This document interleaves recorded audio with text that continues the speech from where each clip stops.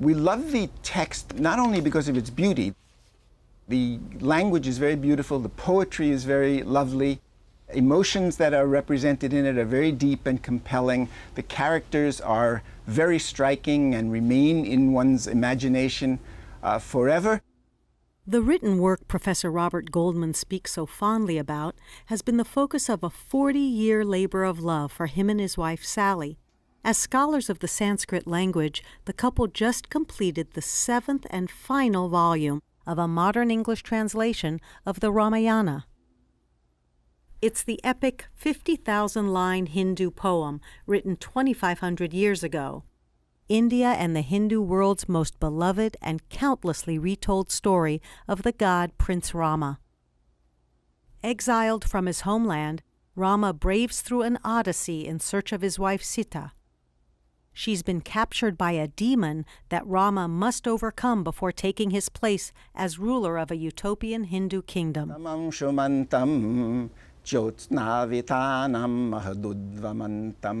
Thrilling battles, hyperbolic stories of flying monkeys and people hurling mountains at each other, 10-headed demons.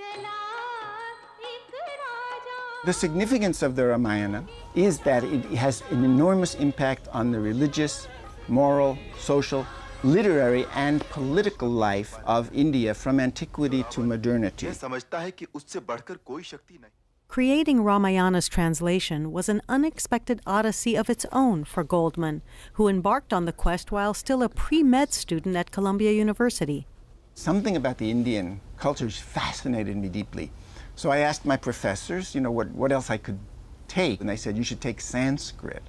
Goldman went to India and started reading the Ramayana with his fellow grad students. That's when the idea to create a modern translation of the original version of the poem took hold. That was it.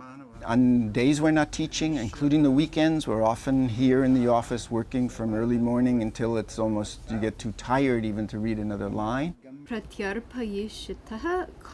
Alongside teaching students about the Ramayana, the Goldmans directed an international consortium of scholars working on the massive translation. With each volume, the couple held fast to their vision for a Ramayana written in contemporary English, but remaining true to the original. So we read about 10 translations, about 12 commentaries, along with the principal text. We try to see if we can agree on the most accurate translation and what sounds most proper in English. Now, with the final 7th volume complete, the Goldmans feel a bittersweet contentment.